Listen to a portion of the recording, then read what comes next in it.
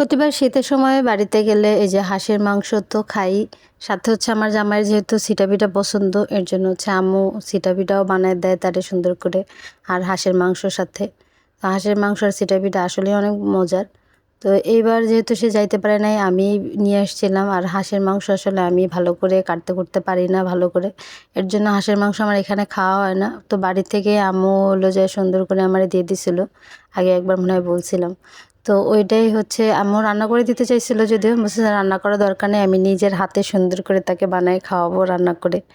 তো যদিও আগে কখনো হাঁসের মাংস রান্না করি নাই, তো নিজে নিজে এই ট্রাই করলাম। আগে একটু রান্না করছিলাম, পরে একটু রেখে দিছিলাম। সেটাই হচ্ছে যে যেহেতু সে সময় পায় না, সে একটু ফ্রি হইলে তখন হচ্ছে যে আমি সিটা পিঠা বানায় দেবো তারে, একটু বসে আরাম করে খাবে আর কি।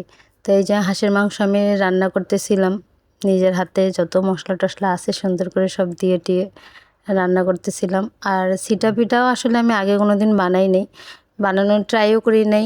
দেখছিলাম শুধু কেমনে বানায়, আপু বানাইছিল, তো আপুর ওখান থেকেও দেখে আসছিলাম। আর আম্মু বানায়, আম্মু যদিও খুব একটা ভালো বানাইতে পারে না, কারণ আমাদের ওইদিকে সিটা পিঠা খায় না, আমি দেখি নাই কাউরে খাইতে। রুটি পিঠাটা খায় কিন্তু সিটা পিঠা কেউ খায় না ওইভাবে। তো আমার জামাই খুব পছন্দের, তাই হচ্ছে আমি নিজে একটু ট্রাই করলাম বানানোর জন্য।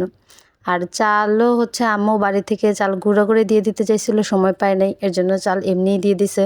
আমি শুধু চালটা আইনা গুঁড়ো করে নিছি। তাও তারা সময় পায় না, আর কোন জায়গায় চালের গুঁড়ো করে ওই জায়গা আমি ভালো মতো জানি না, এর জন্য তারে নিয়ে যাইতে হবে। আসলে আমার একা একা কোনো কিছু করতে ভালো লাগে না, আমি এমনি একটু অলস মানুষ আছি।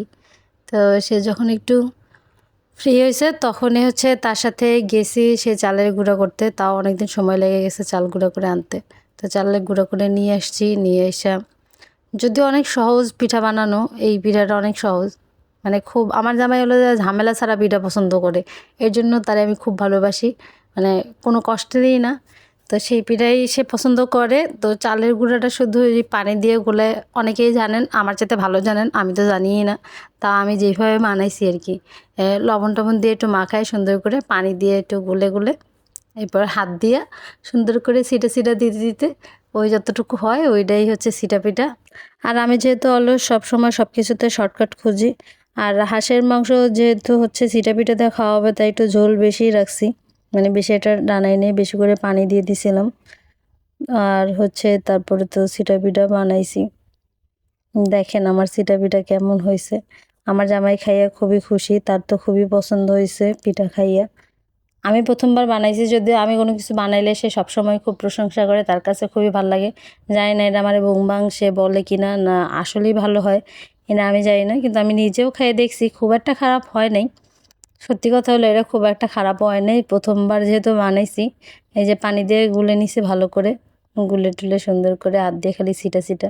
সহজ আছে পিঠাটা বানাইতে, মজাও আছে, কিন্তু চুলার অবস্থা বেহাল অবস্থা হয়ে যায়। ওই দিনে আমি চুলা পরিষ্কার করছিলাম, মানে চুলা অপরিষ্কার হয়ে গেছে একেবারে, পুরা সিটে রুটি দিয়ে মানে এই চালের গুঁড়া দিয়ে চুলার অবস্থা পুরা টাইট। তো যাই হোক, সুন্দর করে তারা যে বানায় খাওয়াইতে পারছি, তারে সারপ্রাইজ দিতে চাইছিলাম যে আমি তোমার জন্য পিঠা বানাইতেছি, মানে বলি নেই, বলছি যে একটা কাজ করতেছি। সে ওই কাজ করতেছি শুনেই বুঝে গেছে যে আমি কি করতেছি। তো সারপ্রাইজ সে খুব একটা হয় নাই, কারণ আগে থেকে সে বুঝতে পারছে। যাই হোক, কিন্তু খাইয়ে সে তো মজা পাইছে, মানে খুবই খুশি হয়েছে। তো এরপরে বলছি যেহেতু আমি বানানো শিখেই গেছি, এরপরে আরও সুন্দর করে বানাইতে পারবো, আস্তে আস্তে প্র্যাকটিস করলে আরও ভালো হবে। এই কোনো রকমে বানাইছি, অনেকের পিঠা হয়তো আরও অনেক ভালো হয়। তো না, সিটা পিঠাটা ভালোই মজা আছে, খায় দেখলাম। যাই হোক, যেভাবেই বানাইছি যাই বানাইছি সুন্দর হয়েছে মাশাল্লাহ। এই তো তার পছন্দের সিটা পিঠা আর হাঁসের মাংস। আপনাদের কার কার ভালো লাগে অবশ্যই কমেন্ট করে জানাবেন।